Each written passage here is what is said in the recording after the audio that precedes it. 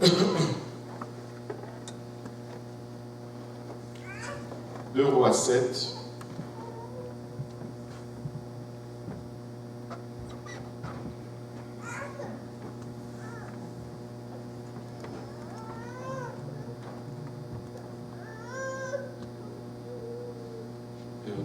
Voilà.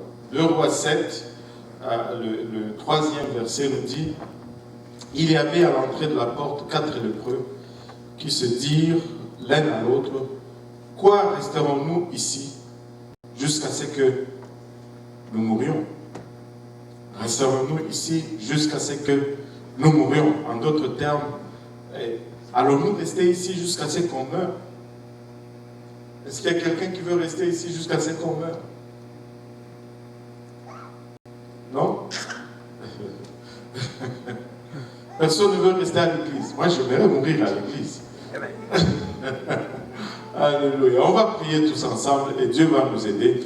Alléluia. Prions tous ensemble. Seigneur, nous te rendons grâce encore une fois pour ton amour, ta bonté, ta fidélité. Nous te remercions encore une fois, Père, pour le privilège que nous avons de nous rencontrer dans ta présence, Seigneur. Nous appuyons encore une fois, Papa, sur ta parole qui nous déclare, Papa, de ton omniprésence. Papa, nous savons, Papa, que tu es en divers lieux en ce moment. Partout, nous sommes connectés, en train de rendre ministère. Nous prions, Éternel, Ilabachata, que ta main soit étendue vers nous maintenant. Père, Ilabachata, que tu nous donnes de recevoir et de saisir cette parole. Papa, qui est souvent effolie pour nous, parce que nous sommes charnels et elle est l'esprit. Aide-moi, Papa, à la transmettre sans crainte ni faveur ni hésitation. Aide-nous tous ensemble à nous réserver une place où elle va germer dans nos cœurs et que, Papa, ça puisse produire le fruit et que ce fruit nous conduise jusque dans la vie éternelle. Et c'est avec action de grâce dans le cœur que nous te prions ainsi, dans le nom précieux de Jésus. Nous disons tous au nom de Jésus.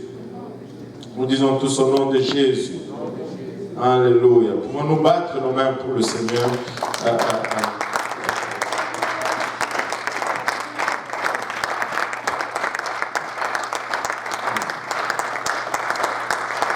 Alléluia. Et vous pouvez vous asseoir. Si nous reculons au chapitre 6, nous allons nous retrouver dans le contexte de notre histoire aujourd'hui. Et honnêtement, le Seigneur m'a mis juste à cœur d'encourager quelqu'un. Donc je veux parler à l'Église aujourd'hui, je vais parler à nous tous qui sommes, sans exception, nous faisons face à une situation anormale, nous tous. Nous vivons dans des contextes complètement anormaux. Nous vivons, qui aurait cru que nous allions vivre le temps que nous vivons aujourd'hui, où on nous dit que en Côte d'Ivoire, ils ont dépouillé les bulletins de vote. Il y a, mettons, 100% d'électeurs, mais on a 102% de bulletins de vote. Et qui aurait pu croire qu'on allait dire de cela des États-Unis, qu'on a dépouillé, qu'on a donné 100% de bulletins de vote, mais qu'on comptabilise 107% de bulletins de vote. À croire que les bulletins de vote se reproduisent.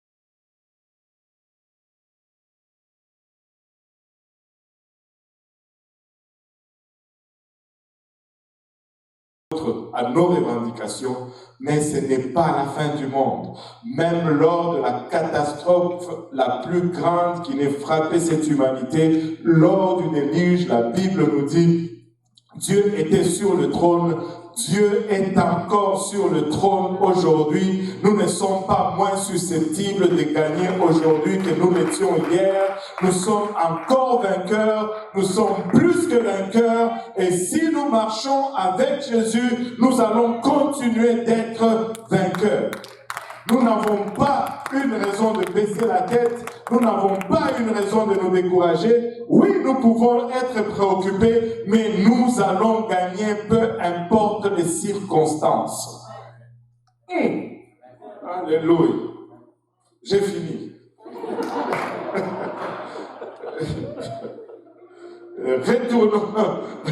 Retournons en Samarie. La ville était pressée de toutes parts. Abinadab, roi de Syrie, a rassemblé toute son armée.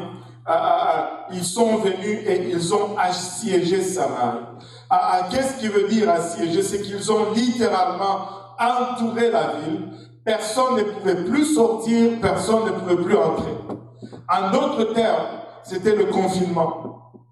Samarie était confinée, l'économie était au ralenti, Israël ne pouvait plus faire le commerce et c'était un moment de détresse pour le peuple d'Israël. La famine a commencé à frapper. La Bible nous dit, après cela, Ben-Hadad, roi de Syrie, a rassemblé toute son armée, monta et assiégea Samarie. Il y eut une grande famine dans Samarie. Je suis dans 2 Rois 6, 25. Il y eut une grande famine dans Samarie. Et il a serré tellement qu'une tête d'âne valait 80 cycles d'argent. Laissez-moi vous dire, je vous avoue, je n'ai pas regardé toute la loi diététique d'Israël. Mais je suis convaincu qu'Israël ne mangeait pas l'âne.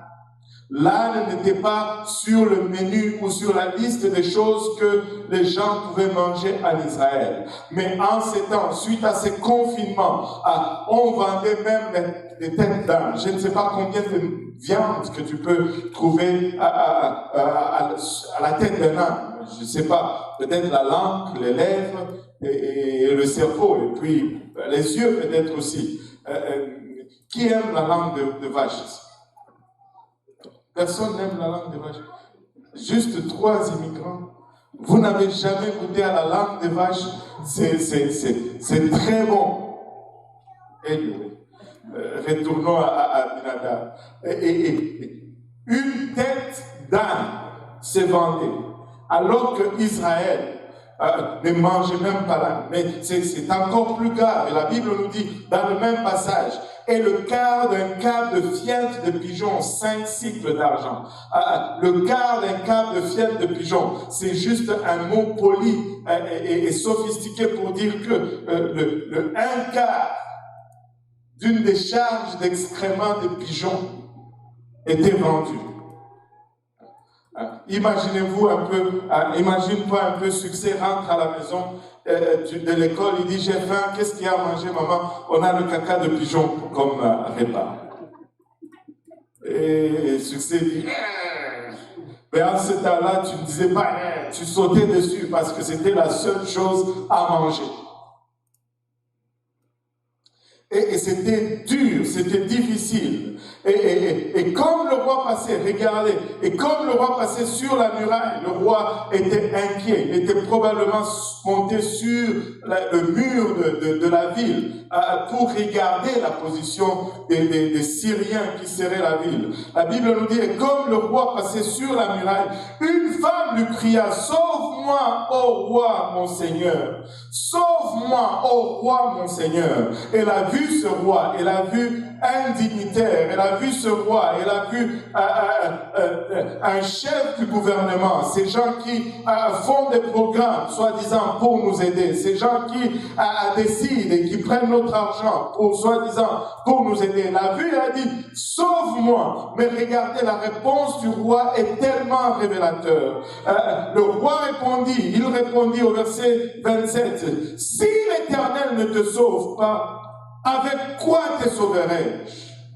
Si l'Éternel ne te sauve pas, avec quoi te sauverai-je? Laissez-moi te dire, peuple de Dieu, aujourd'hui, alléluia, nous devons réapprendre à tourner nos yeux uniquement, alléluia, à celui qui est assis sur le trône. Si Jésus ne peut rien, le gouvernement ne peut rien pour toi. Si Jésus ne te sauve pas, alléluia, aucun système ne peut rien. Tout est en train de faillir devant nous. Tout est en train de faillir et tout est à l'épreuve de temps. Il n'y a rien de ce que l'homme a conçu qui sera parfait. Tout va faillir. Même lorsque nous choisissons entre Trump et l'autre, c'est qui? Biden. Même lorsque nous choisissons entre ces deux-là, nous ne sommes en train de choisir que le moindre mal. Ce n'est pas le bien. La solution, c'est Jésus-Christ. Le salut, c'est Jésus-Christ. La réponse, c'est Jésus. Il n'y en a aucun autre. Il n'y en a aucun autre. Si lui n'est pas dans l'équation, nous sommes tous perdus. Alors, ne laissez pas tomber les bras, ne soyez pas défaillants aujourd'hui. Alléluia. Il est le même hier, aujourd'hui et éternellement. Nous l'avons chanté. Alléluia. Lui, nous ne le votons pas. Lui, il n'y a pas de vote. Il est assis sur le trône et il est assis éternellement. Il n'y a pas de campagne électorale pour lui. Il règne et tu peux, alléluia, mettre ton espoir sur lui. Tu peux mettre ton assurance sur lui. Jésus-Christ est sur le trône encore aujourd'hui. Alléluia. Le roi était intrigué néanmoins. Il reconnaît que je ne peux pas t'aider. Mais il se tourne quand même vers cette dame. Il dit, mais qu'est-ce qu'il y a? C'est quoi ton problème? Qu'est-ce qui te rend si désespéré? Et le roi lui dit, qu'as-tu? Elle répondit, cette femme-là m'a dit, donne ton fils. Nous le mangerons aujourd'hui. Et demain, nous mangerons mon fils. La détresse était telle qu'ils étaient en train de manger leurs propres enfants. Et aujourd'hui, on va manger ton enfant. Demain, on va manger mon enfant. Et ça peut sembler loin pour nous aujourd'hui. Ça peut sembler, mais comment est-ce possible pour nous aujourd'hui? Laissez-moi vous dire que ceci, le diable est maître dans l'art de déguiser. Rien n'a changé, le même mal est perpétré à chaque fois, c'est tout simplement les formes qui changent. Le même sacrifice d'enfant qui faisait dans l'ancien temps est tout simplement converti comme le droit de choisir pour une femme.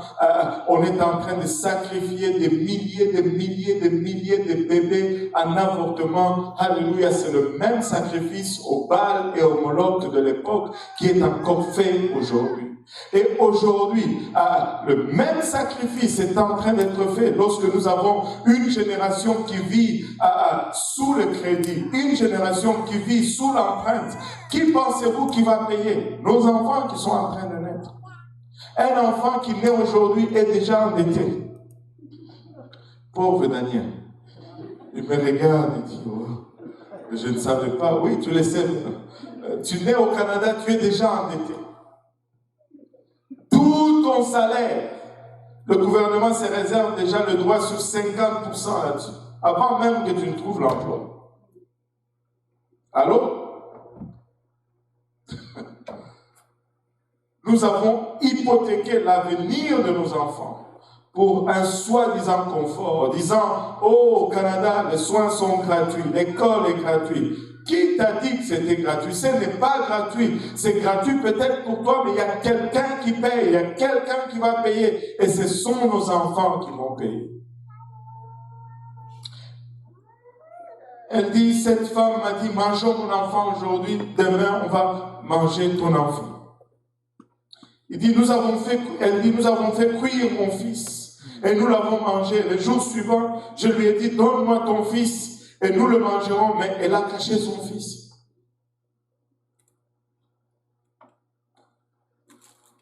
Et lorsque le roi, la Bible nous dit au verset 30, lorsque le roi entendit les paroles de cette femme, il déchira ses vêtements en passant sur la muraille, et le peuple vit qu'il avait en dedans un sac sur son corps.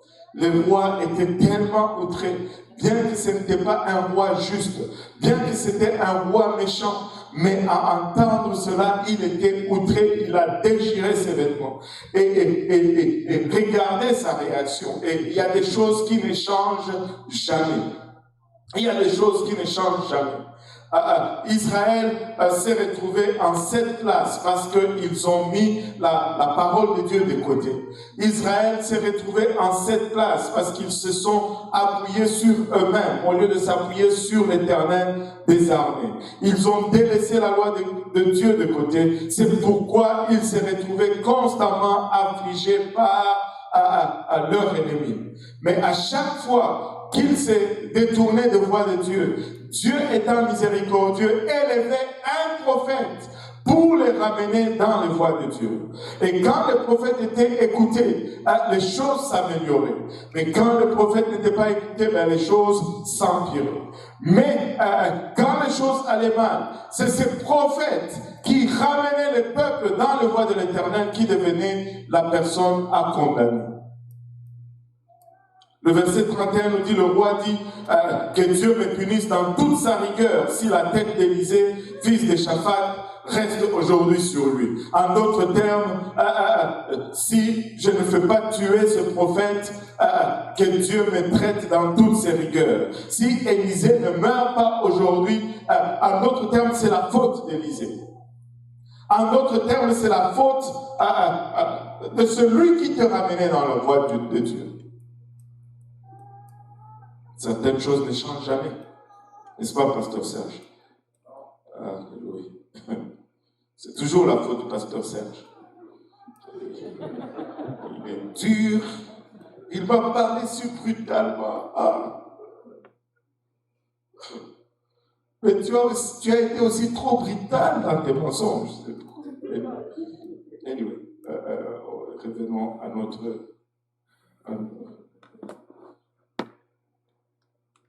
Et le roi dit, je vais faire tuer le prophète. Et il envoie un soldat pour décapiter le prophète. Et regardez ce que le prophète dit au verset 32. Or, Élisée était dans sa maison. Et les anciens étaient assis auprès de lui. Le roi envoya quelqu'un devant lui. Ce n'était pas pour lui dire bonjour, c'était pour lui couper la tête. Comme il a dit que Dieu me traite dans toute sa rigueur si la tête du prophète reste sur son cou aujourd'hui. Et le prophète était averti par Dieu. Regardez, écoutez ce que le prophète dit. Il dit, voyez-vous que ce fils d'assassin, il appelle le roi le fils d'assassin, bien sûr, il avait raison. Voyez-vous que ce fils d'assassin envoie quelqu'un pour m'ôter la tête. Écoutez, quand le messager viendra, fermez la porte et repoussez-le avec la porte. Le bruit des pas de son maître ne se fait-il pas entendre derrière lui? Et le prophète a été averti par Dieu. Et il a concocté son plat de vengeance. Le soldat venait.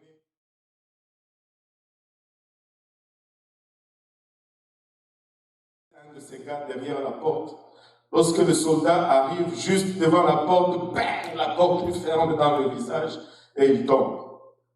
C'était ça la réplique du prophète. Et c'était suffisant. Il leur parla encore, regardez. Et déjà, le messager était descendu vers lui et disait, voici, ce mal vient de l'Éternel, et qu'ai-je à espérer contre encore de l'Éternel? Et le chapitre 7, nous montre la réplique de Dieu par rapport à toute la situation. Élisée, après avoir été menacé de décapitage par le prophète, par le roi plutôt, regardez la réponse qu'il donne au roi. Élisée dit, écoutez la parole de l'Éternel. Ainsi parle l'Éternel. Demain, que tout le monde dise demain, à 7 heures, on aura une mesure de fleur de farine pour un cycle de 2 mesures d'orge, pour un cycle, et 2 mesures d'orge pour un cycle à la porte de Samarie. En d'autres termes, il dit, demain, on va retourner à une situation normale. Il dit, dans 24 heures, Dieu va changer cette situation. Dans 24 heures, Dieu va faire. Dans 24 heures, Dieu va agir. Et au verset 2, la Bible nous donne juste une petite aperçu de ce qui s'est passé dans le camp du roi. L'officier, sur la main duquel s'appuyait le roi, répondit à l'homme de Dieu, « Quand l'Éternel ferait de fenêtres au ciel, pareille chose arriverait-elle ?» En d'autres termes, ça ne peut pas arriver, même si Dieu ouvrait les cieux pour verser de sa grâce sur nous. Même si Dieu faisait des fenêtres dans les cieux, ça ne va pas arriver. Laissez-moi vous dire, je ne pense pas que cet officier était mal intentionné. Je ne pense pas que cet officier avait la mort de son peuple dans ses pensées. Il a tout simplement regardé les circonstances. Mais il a fait une erreur que la plupart d'entre nous faisons toujours. Il a commencé à raisonner et à mettre le principe de la parole de Dieu à l'écart. Cette semaine, j'ai parlé, je pense, à 3 personnes. Laissez-moi vous dire, à chaque fois, c'était comme Dieu m'ouvrait juste les yeux. Et je pouvais voir, parce que des fois, quand tu parles avec quelqu'un et qu'il te dit, je veux faire ceci, ceci, cela, ça a l'air réfléchi, ça a l'air intelligent et il y a toutes les bonnes intentions là-dedans. Mais si on va à l'encontre des principes de la parole de Dieu, laisse-moi te dire, ça ne va pas marcher. Même si c'est bien réfléchi et c'est bien raisonné, ça ne fonctionne pas. Nous ne pouvons pas décider en mettant les principes de la parole de Dieu à l'écart. La parole de Dieu doit être le centre et le guide de nos raisonnements, de nos réflexions et de nos décisions. Des fois, nous pouvons bien réfléchir, mais si nous n'appliquons pas le principe de la parole de Dieu, nous sommes à côté et nous allons avoir des troubles. Nous allons avoir des troubles. Écoutez, il y a de ces choses que Dieu nous donne qui vont faire partir de nous. Regarde, tu ne vas pas grandir si tu arrêtes de venir à l'église.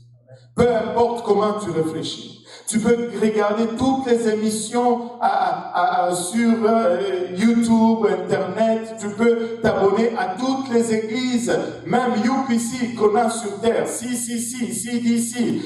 Tu peux tout avoir, tous les abonnés. Écoutez seulement ça, mais reste à la maison, tu vas flétrir. Parce que ça, c'est l'idée de Dieu, ce n'est pas l'idée d'un homme. Ça peut paraître réfléchi. Même là, je parle, certains d'entre vous me disent, mais comment c'est possible? Essaye seulement, tu verras. Laissez-moi vous dire, ceux qui rétrogradent ne partent pas toujours tous avec une mauvaise intention.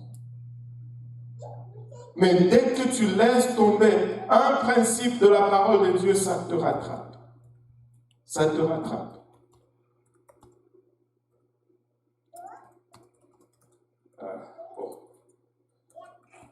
Oh, moi, je veux économiser plus. Je veux m'enrichir plus. Je veux payer mes dettes. Donc, j'arrête de donner ma dîme. Ça ne va pas fonctionner. Tu vas juste être plus pauvre. Tu gardes la part du Seigneur avec toi, tu deviens encore plus pauvre parce que tu ne peux pas consommer la part du Seigneur. Anyway, ça c'était pas dans mes notes, c'est venu juste comme ça. J'ai hésité quelques minutes avant de le dire et puis je l'ai dit. Alléluia. Les principes de la parole de Dieu ne peuvent être violés. C'est comme la loi de la nature. Tu dis que tu vas violer, tu montes sur le toit, tu dis je vais violer la loi de la pesanteur. Tu sautes, tu tombes, tu te casses la jambe. La loi de la pesanteur reste, mais toi tu as une jambe cassée. Ça ne change rien à la loi de la pesanteur. Amen. Gardons toujours les principes de Dieu dans notre processus de décision. Quand tu élimines ces principes, quand tu t'en éloignes, tu cours vers la catastrophe. Et cet homme a regardé les circonstances. Et ça, c'est la chose que l'ennemi va toujours utiliser pour nous faire sortir de ces principes. Il va manipuler les circonstances. Il va manipuler tout autour de nous pour nous pousser à faire cette décision. Laissez-moi vous dire, Dieu est maître des temps et il est maître des circonstances. Rien n'échappe à ton contrôle. Ce ne sont pas les circonstances qui dictent ce que Dieu va faire, c'est Dieu qui dicte, alléluia, ce qu'il va faire. Ne regarde pas aux circonstances, regarde plutôt à ce Dieu qui détermine même les circonstances. Peu importe ta situation, si tu mets ta foi en Dieu, si tu mets ta confiance en Dieu, il va le faire. Et c'est là, peu importe, alléluia, ton cas, alléluia, ou le domaine de ton cas, que ce soit la maladie, Dieu peut te guérir aujourd'hui d'une maladie qui semble être incurable. Que ce soit les pronostics de médecins, Dieu peut aller à l'encontre des pronostics des médecins. Que ce soit l'immigration, écoute, Dieu peut te donner ces papiers d'immigration aujourd'hui. Dieu peut te donner cette résidence pour laquelle tu as galéré des années, et tu vas te rendre compte finalement que avant et après la résidence, c'est pareil. Les mêmes manufactures, le même chômage, c'est la même chose. Il n'y a pas de différence. La seule chose qui compte, c'est Jésus. Si tu as Jésus, tu as tout. Si tu as Jésus, alors là, ta vie peut changer. Écoute, très longtemps, nous nous faisons manipuler par les circonstances. Mais rien de cela, alléluia, n'est le facteur déterminant. Le facteur déterminant, c'est combien tu es accroché à ce Dieu qui contrôle toutes choses. Il est le Dieu des circonstances. Il est le maître de temps et le maître des circonstances. Alléluia. Il vit au-delà de notre dimension. Il vit au-delà du temps. La terre appartient à l'Éternel et tout ce qu'elle renferme. Alléluia. Laisse-moi te dire ceci. Tu peux t'appuyer sur Jésus. Même lorsque la politique faillit, tu peux t'appuyer sur Jésus. Alléluia. Que Trump faillisse, ce n'est pas la fin du monde. Alléluia. La trompette sonnera et nous allons aller de toutes les façons. De toutes les façons. De toutes les façons. La Bible dit clairement que ça va aller de mal en pire. Il faut que ce soit pire pour que nous partons d'ici. Amen. Vous voulez continuer à rester ici. Nous voulons à un moment donné arriver, n'est-ce pas? À un moment donné, tu veux avoir ton diplôme. À un moment donné, tu veux finir tes études, n'est-ce pas, Sifa? Alléluia. À un moment donné, tu veux... Des fois, nous agissons comme si... c'est comme un étudiant qui est à l'école mais qui ne veut pas quitter l'école. Je veux graduer à un moment donné. À un moment donné, le Seigneur revient. Alléluia. Et on va chez nous. Alléluia. Chez nous, ce n'est pas ici. Alléluia. Et chez nous, ce n'est pas ici. Chez nous, c'est là-haut. Nous sommes en attente d'une ville. Alléluia. Dont le bâtisseur est Dieu lui-même. Nous sommes en attente de la nouvelle Jérusalem. Nous ne sommes ici que temporairement. Alléluia. Et les études finies ou pas finies, je veux partir. Alléluia. Marié ou pas marié, je veux partir. Maison achetée ou pas maison, je veux partir. Dette finie de payer ou pas finie de payer, je veux partir. Promotion au travail ou pas promotion, je veux partir.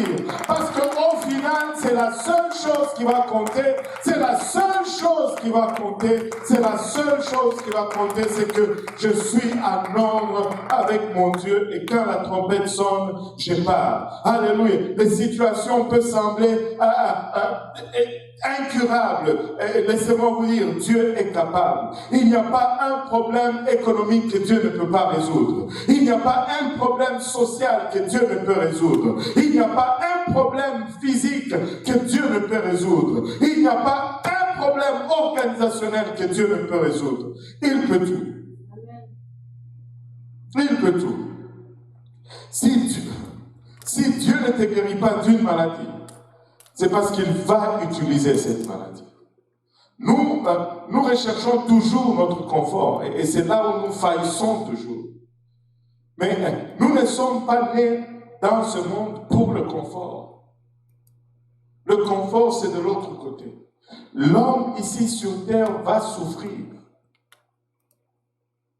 Depuis qu'Adam a mangé le fruit, l'homme va souffrir sur terre. Peu importe ce que tu fais. Même si tu naissais dans la famille royale de l'Angleterre, tu vas souffrir.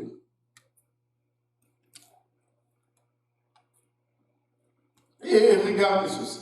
On leur dit, il y aura de la farine et ça sera à un prix normal. Mais il dit, même si Dieu faisait, cela n'arriverait pas. Et le message à cet officier, c'est que tu le verras, mais tu n'en goûteras pas. Mais là n'est pas le point pour aujourd'hui. Mais la Bible nous dit, il y avait à l'entrée de la porte 4 lépreux qui se dirent l'un à l'autre, quoi? Resterons-nous ici jusqu'à ce que nous mourions? Alléluia. Allons-nous rester ici jusqu'à ce que nous mourons? Les lépreux, la lèpre était une maladie incurable du temps dont nous sommes en train de tirer l'histoire aujourd'hui. Quand tu contractais la lèpre, on te mettait hors de la ville, hors du camp.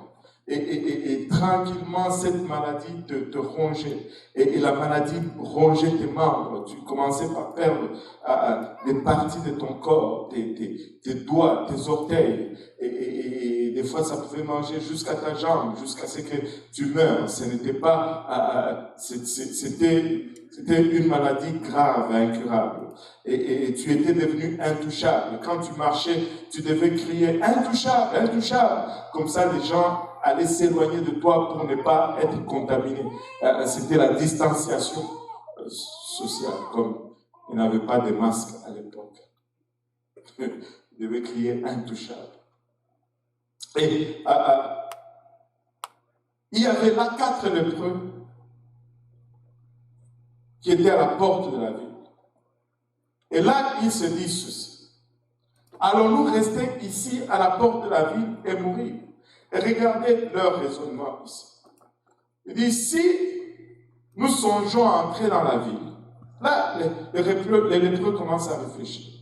Si nous entrons dans la ville, il y a la famine dans la ville. Nous allons aller là-bas et nous allons mourir. Si nous restons ici en dehors de la ville, il n'y a pas plus à manger ici, nous allons mourir. Et alors, si nous regardons les camps des Syriens là-bas, oui, il y a des soldats syriens qui vont nous tuer. Donc ça fait mort dans la ville, mort à la porte de la ville, mort au camp des Syriens. Mais au moins, là, on peut mourir en voyant la nourriture. Ici, on meurt, il n'y a rien. Ici, on meurt, il n'y a rien. Mais là-bas, on peut mourir en voyant la nourriture. Essayons-nous. Allons là-bas. Au moins, allons là-bas. Là-bas, il y avait de l'adversité. Là-bas, il y avait une armée prête à aller. Et un lépreux, ce n'était pas un costaud là. Un lépreux, c'était pas fort. Un lépreux, c'était fragile. Il lui manquait des bouts sur son corps. Il marchait fragilement. Des fois, ils avaient même des béquilles pour marcher. Ils ne marchaient pas comme nous, là. Non. Ça marche, c'est fragile.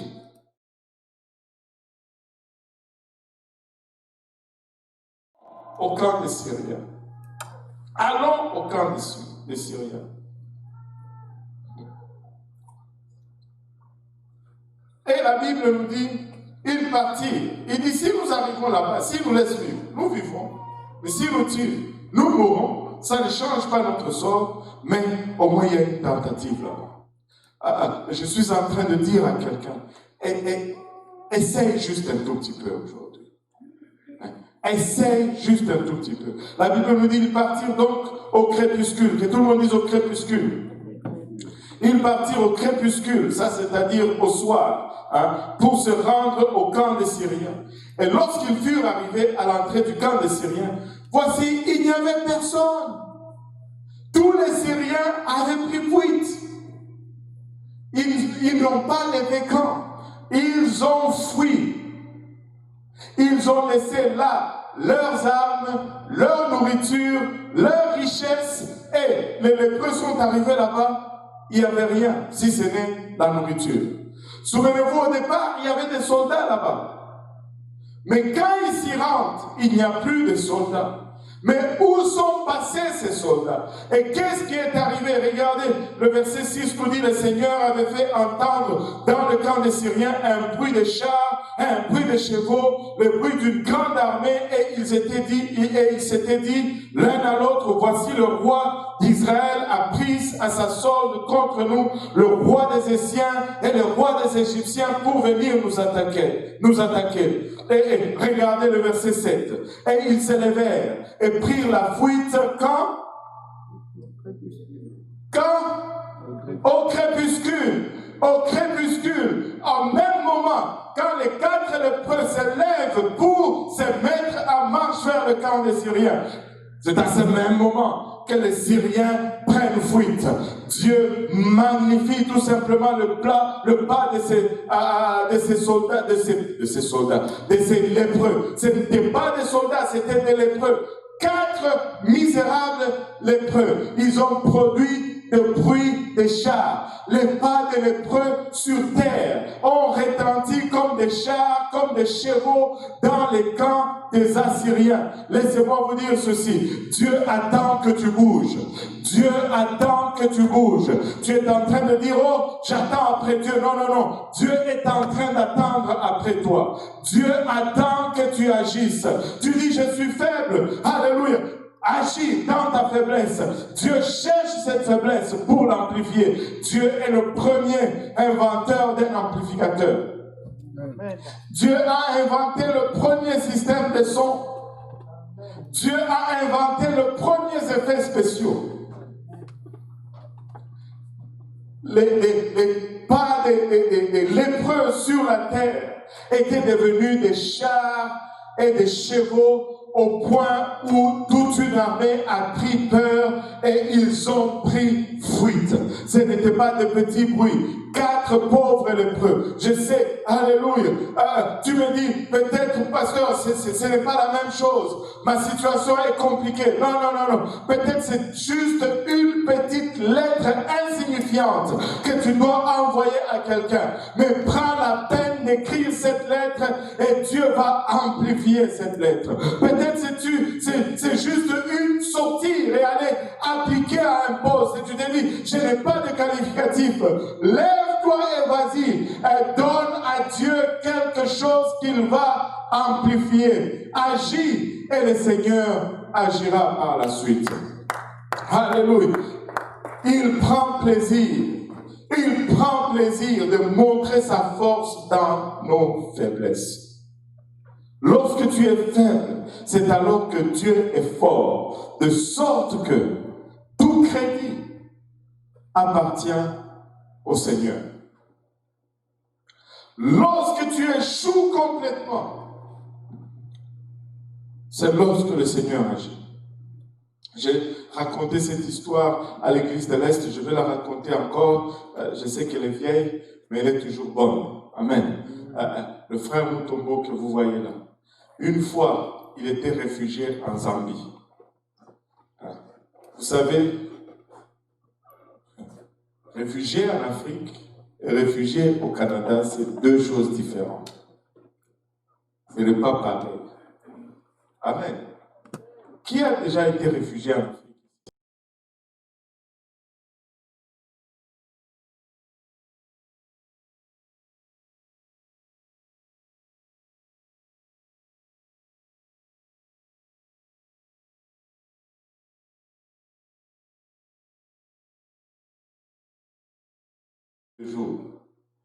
Et un jour, c'était la 17, j'ose croire que c'était un dimanche, je ne me rappelle plus c'était quel jour. Il n'y avait rien à la maison, ils étaient lui avec mon jeune frère. Et donc, le frère aîné et le frère cadet. Celui du milieu n'était pas là. Et la nourriture n'était pas là non plus. Alléluia. Et là, Moi, j'avais pris toute la nourriture. Anyway, ils sont allés à l'église. Ils ont même eu l'idée de faire une requête de prière. Vous savez, certaines requêtes de prière ne sont pas adressées à Dieu directement. C'est adressé à la congrégation. Ça semble être une requête de prière, mais c'est une requête de prière. Et ces temps-ci, la requête de prière disait quelque chose comme, en tout cas, on n'a rien à manger. Si Dieu peut vraiment se souvenir de nous, montrer sa grâce. Dans l'espoir qu'un frère allait entendre cela, allait être saisi de compassion et faire quelque chose. Mais ces jours-là, la compassion n'était pas au rendez-vous. Aucun frère n'a bougé. Tu peux même arriver au point où tu commences à te demander, mais c'est quelle église ça? Le frère meurt et vous ne faites rien. Et ils sont rentrés à la maison, il n'y avait rien. 16h, 17h, 18h, rien. 19h, rien. Et là, ils se sont dit, bon, je pense que Dieu nous a failli aujourd'hui. Hein? Bon, on va juste mettre cela sous le compte de jeûne. Ça va être un jour de jeûne. Check. Parce qu'il faut rendre productif tout. Jour de jeûne. Check. Et là, ils commencent à dormir. Là, ils entendent du bruit chez leur voisin. Et le voisin était quelqu'un qui, lorsqu'il avait un peu d'argent, il allait boire. Et quand il allait boire, il devenait désagréable. Il insultait sa femme. Ces jours-là, il est encore entré ivre. Il insulte sa femme, c'est le bruit. Les autres qui dormaient se disent, ah, encore ce voisin qui dérange. Et là, soudainement, ils attendent frapper à la porte. Babutombo, réveillez-vous. Bon. Hésitant, pensant que c'était pour aller maintenant jouer de l'arbitre entre le couple qui se battait. Quand ils ouvrent la porte, à leur grande surprise, la dame avait toutes les casseroles, vous savez, comment on appelle ça, les kibakuri là, chez made in China. La marmite. Pas la marmite, mais le plat là, pour servir, là, tu vois. Et il y avait toute la nourriture qu'elle avait apprêtée pour son mari. Et là, il s'est dit, réveillez-vous, prenez et mangez. Ce type-là, il ne va pas manger ma nourriture aujourd'hui. Je te dis, les lépreux ont marché dans leur vie ce jour-là. Ils n'avaient aucune idée d'où ça pouvait venir. Mais c'est venu. Les circonstances dictaient zéro affamé, mais Dieu a bougé même lorsque on pensait qu'il n'allait plus bouger. Laissez-moi vous dire, nous planifions toujours et nos plans sont toujours basés sur les circonstances.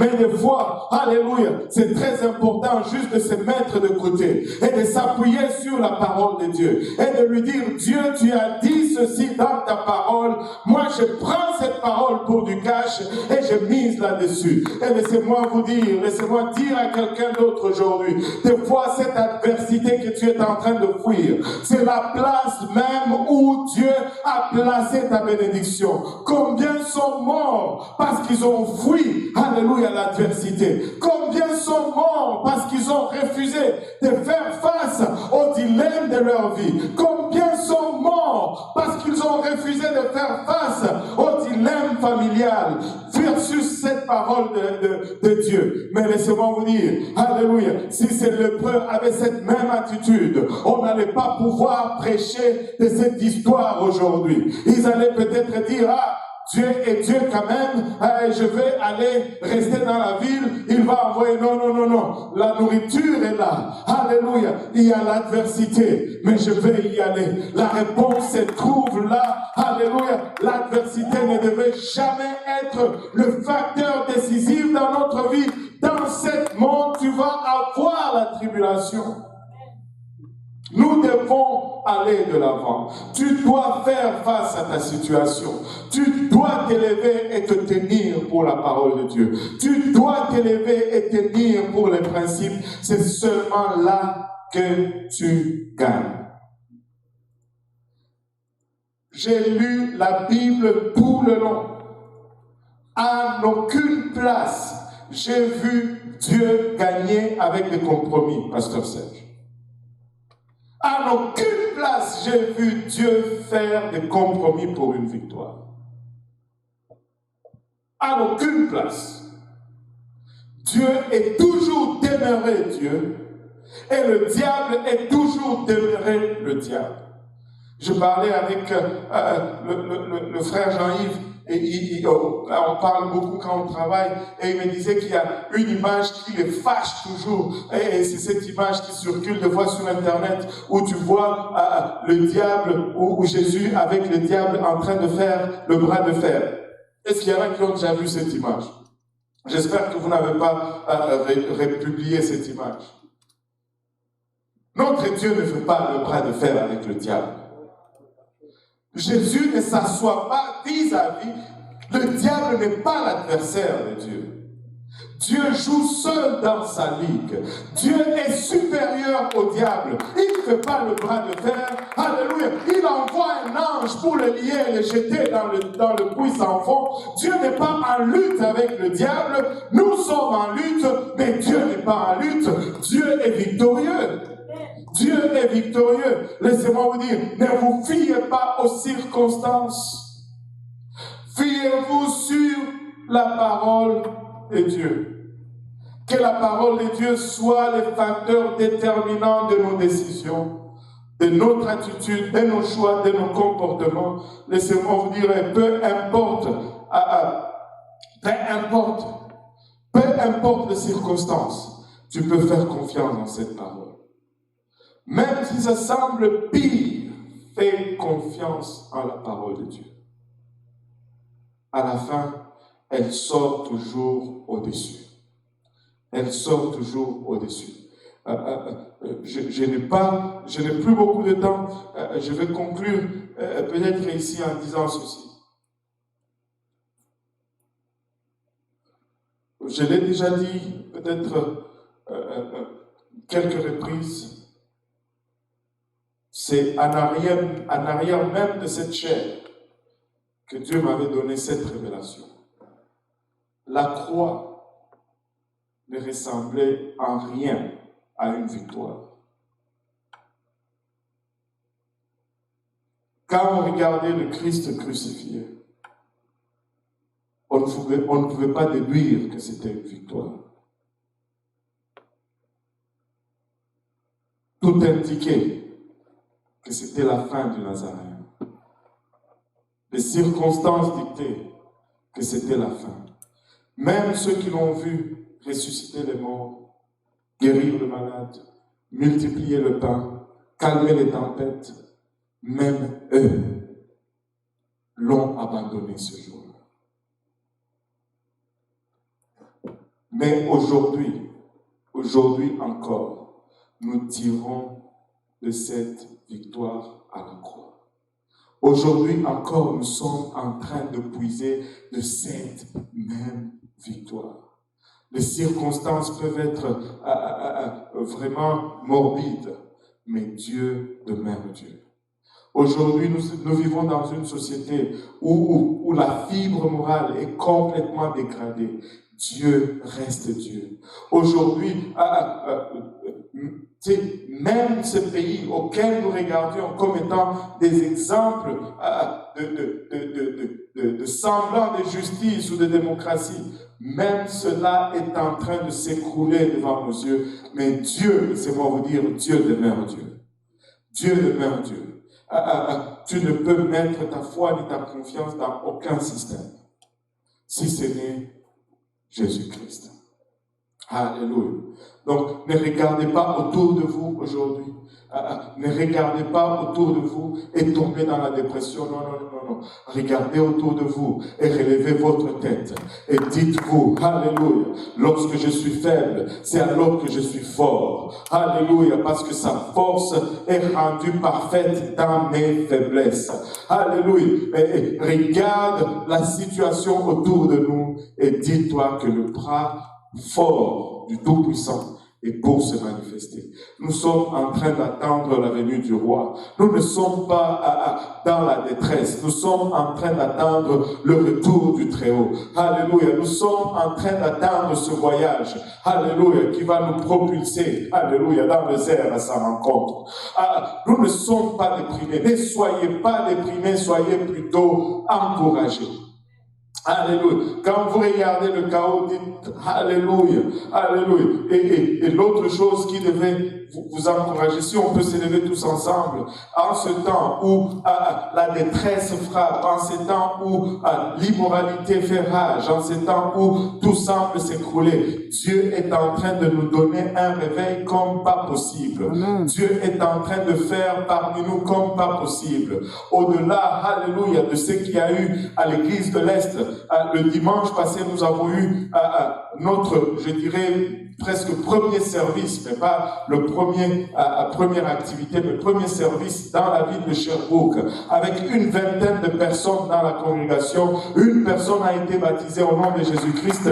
Nous avons un contact pour louer, alléluia, une église chaque dimanche après-midi. Laissez-moi vous dire, Dieu est sur le trône, il est en train de faire. Moi, je crois que Dieu va nous donner un réveil que nous ne pouvons pas contenir. Dieu va nous donner un réveil rapide, frère Serge. 24 heures, alléluia. Et ce Québec, ce Montréal va être le centre d'un grand réveil qui va aller partout au Canada. Vous pouvez me regarder et dire, mais il a peut-être perdu sa tête. C'est peut-être probable que j'ai perdu ma tête et c'est correct si je la perds. Mais je sais que Dieu est pour agir. S'il y a un temps pour faire, c'est maintenant. S'il y a un temps pour s'élever et proclamer le plein conseil de Dieu, c'est maintenant. S'il y a un temps pour foncer droit vers l'adversité, parce que nous savons que c'est là où se trouve la réponse. C'est maintenant. S'il y a un temps où nous devons nous tenir pour cette vérité et faire fi à toute adversité, c'est maintenant. Mais c'est lui qui va vouloir éviter l'adversité en ayant des raisonnements selon lesquels Dieu va faire. On va passer à côté. On va passer à côté. Le Seigneur est à la porte. Si nous endurons juste pour un peu de temps, nous allons le voir revenir dans sa gloire. Mais ça serait très triste, après avoir fait tout ce parcours, que juste un peu avant son retour,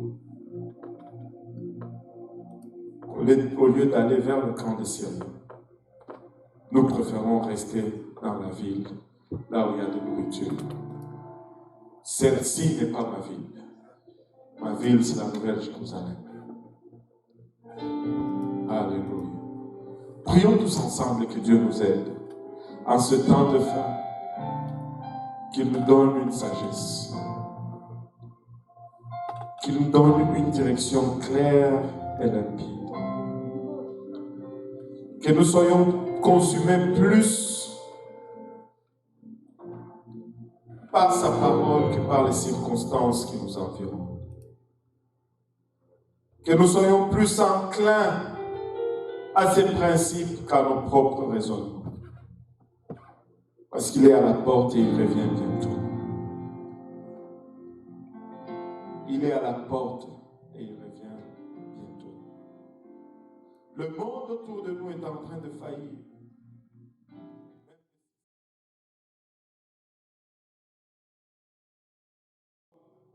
Est en train de faillir. La plupart d'entre nous ont fui nos pays tyranniques. Laissez-moi vous dire que cela va nous rattraper même ici.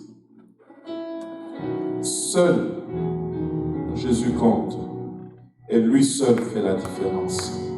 Élevons nos voix vers son trône. On ne peut pas Parle-nous aujourd'hui, Seigneur, nous te prions. Parle à ta fille, ô Père. Parle à ton Fils, Seigneur Jésus-Christ.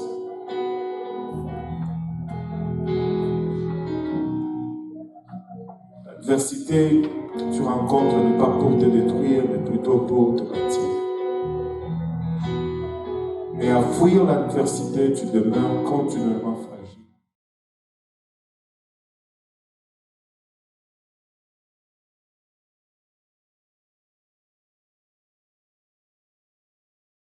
Jésus, il est le seul maître de temps et maître de circonstances. Il est le seul qui puisse résoudre le dilemme de ta vie. Il est le seul qui puisse accorder paix à ton esprit. Il est le seul en qui tu puisses trouver satisfaction. Père, merci pour ton amour.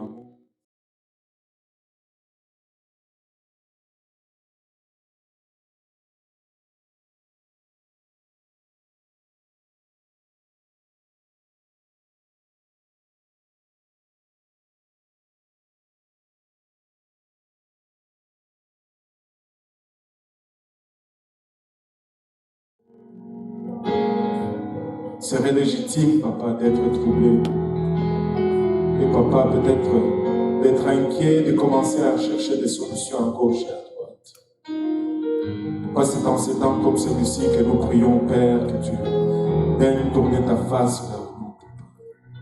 Que tu nous rencontres, papa, au lieu de nos besoins, Seigneur. Que tu nous fasses entrer dans ta présence, papa, il a Père éternel, il a que tu nous accordes, papa. Non seulement la foi, mais l'audacité, Seigneur, de marcher dans les voies que tu ouvres devant nous. Papa, car bien que les voies de l'Éternel soient les plus sûres, elles ne sont pas toujours les plus faciles, Seigneur. Aide-nous, nous te prions.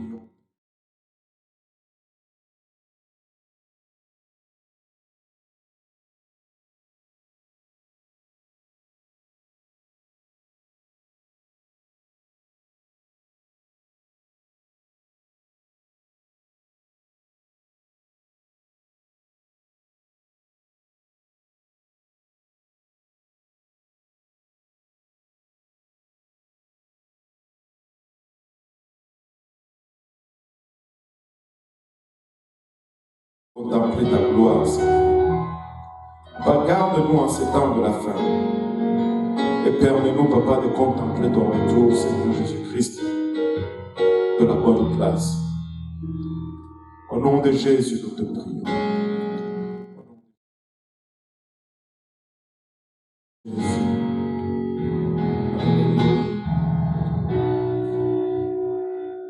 Pour certains d'entre nous, ce premier pas, c'est peut-être plutôt ces pas frêles, c'est peut-être des décisions dans la vie ou des choses auxquelles nous devons faire face. Mais pour certains, ces pas frêles, ce sont les premiers pas qui te mettent sur la trace du Sauveur, notamment l'Évangile. Tu peux te repentir de tes péchés aujourd'hui.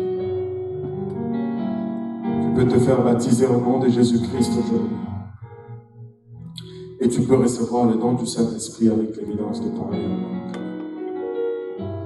C'est simple et frêle. Mais si tu prends ces pas, le Seigneur déploie ta force. Et les choses que tu ne pourrais pas vaincre dans ta vie, tu commenceras à les vaincre. Dieu t'aime aujourd'hui, mais il est un gentleman. Choisis aujourd'hui de le suivre. Choisis, alléluia, de marcher dans ses principes, même en face de l'adversité. Parce qu'il montrera son bras puissant. Alléluia. Pouvons-nous battre nos mains pour le Seigneur jusqu'à toi.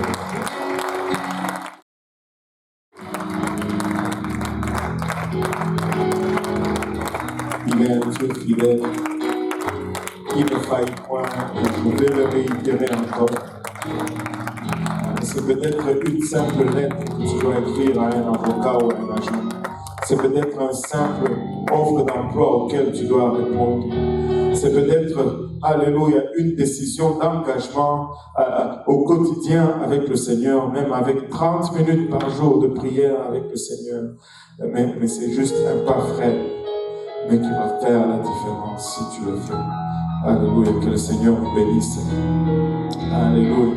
Et on va essayer de désinfecter rapidement. On est un peu en retard par rapport aux autres jours. On a à peine 5 minutes pour désinfecter et laisser les lieux pour les services espagnols. Mais si vous êtes là et que vous n'êtes pas encore baptisé, nous avons l'eau, nous avons des vêtements de réchange. Et peu importe où vous êtes, si vous êtes loin, vous pouvez toujours nous appeler. Si vous voulez être baptisé, contactez-nous. Nous pouvons nous assurer que vous obéissez à la parole de Dieu. Que le Seigneur vous bénisse et aide-nous, s'il vous plaît, à désinfecter rapidement les lieux.